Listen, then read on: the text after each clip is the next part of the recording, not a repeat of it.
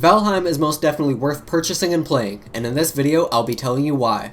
Firstly, the game is a survival game with a Viking aesthetic, which is really cool and unique. It's like The Forest meets Minecraft, but also with fantasy elements from games like Dark Souls, Zelda, or Fable. The premise of the game is that you're a dead Viking who needs to prove they're worthy of Valhalla by defeating bosses, and your journey towards that starts with something simple like picking up branches and making a club, then beating a boar to death with it. The art style is amazing. It combines pixel art with realism in such a beautiful way. Look closely and that's a pixelated log, but zoom out and it's a highly detailed piece of palisade wall. The beauty of the game also shines through with the sky, and this is especially noticeable when sailing, which I'll get to later. Just check out this screenshot of the night sky that I took. The game currently supports online co-op of up to 10 players, which means that you can easily establish your own Viking clan with your friends that you convince to buy the game. There are some character customization options, and worlds also have seeds similar to Minecraft and other games with randomly generated worlds. A welcome surprise is that characters are consistent between worlds just like Terraria. This means that you can go farming in single player and use those items to assist your friends in their world, or vice versa, as well as farming up resources in new worlds with an old character. Combat is complex but also cool too.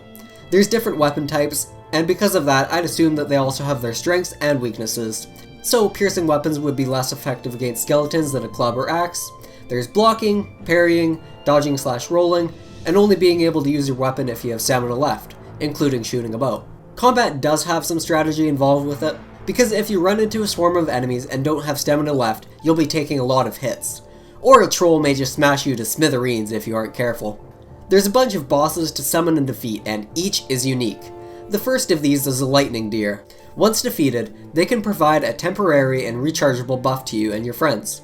This game features both familiar and new mechanics. Chopping trees down is easy, but some trees require better tools to chop down. However, you can use a different tree to cause others to fall, and then push those logs into rocks to slowly break them without needing a higher level tool. Workbenches and beds need a certain amount of shelter to function, so that requires you to build up a small or large house even in dangerous new lands. There's even smoke inhalation mechanics, meaning that you have to have a hole for smoke to escape from, otherwise you'll suffocate and die. The game features a nice looking world map that is revealed as you explore. It also allows for you to mark custom locations such as your bases, troll caves, or burial chambers. Burial chambers are small dungeons filled with skeletons where you have to go to get a material needed for smelting ores. You have skills to level up by performing that action, and you can even level up your skill with a particular weapon just by hitting a rock enough times. Repairs are free at the workbench, so even though there's item durability, no items are forever broken. There's mining, but ores appear only to be found in ore veins instead of in random spots below the world like Minecraft. Items on the ground don't seem to despawn, which is good in some ways, but makes junk disposal a little bit harder than in Minecraft. I could list way more other smaller mechanics too, but we'd be here for a while because there's just so many in this game. Now, sailing is fantastic, but also sometimes slow. There's wind, so especially if you're on a raft, the wind direction determines if you'll get across the water quickly, or if you'll be sitting there slowly paddling with your sails lowered. My first experience sailing was sitting in the boat with a group of friends in a sunset, on our way to fight the second boss.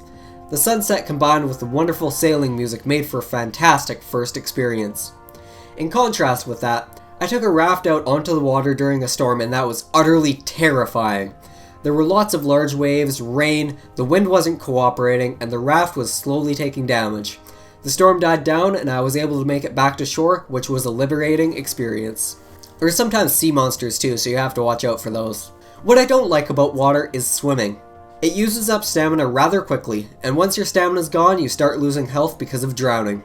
Swimming is annoying when trying to remember which side of the boat the ladder's on, but I understand that it sucks in order to encourage you to build rafts and boats rather than slowly swimming across water without any consequences. Building is interesting, and the way it works with snapping reminds me of Fallout 4. You have to have materials in your inventory and a workbench near, but then you get to build a multitude of custom structures and decorations. If you place something in the wrong spot, simply middle mouse click with the hammer equipped and you get all the materials back. You could also do some cool stuff like put gates in front of your chest room to make it look very organized, or create a custom chimney for your fireplace. How death in this game works is actually rather forgiving considering it's a survival game. The only bad thing is that 5% of your skills are lost with each death. It works similar to The Forest multiplayer, where all your gear gets packed into a neat little tombstone, and a marker is placed on the map so you can find it again. You run up to it, press E, and get your items back. All players in multiplayer can access this, so if you're playing against your friends instead of with them, your items may get stolen. FYI, this gravestone also floats in water so you don't lose all your items forever. Let me just say that the music in this game is fantastic. I have it turned down a little so that I can hear my friends on Discord, but the instrumental background music fits this game perfectly. Each biome has its own track, and some specific places like your house do as well. The meadows are peaceful, Black Forest has a darker track, and the sailing track perfectly complemented my first sailing experience. One of the greatest things about this game is that it's still in early access, having been released in early February 2021. This means that we will be getting a lot more updates and bug fixes in the future to further make the game even more amazing than it already is for the $23 Canadian that it costs. If I wanted to, I could probably make this video 20 minutes long, but it's long enough already and the game is more fun if you figure out some of the stuff on your own. Thank you everyone so much for watching this video. If you liked it, please do give me a like and a sub because that really helps me out, and I'll be seeing you all in my next one. Goodbye.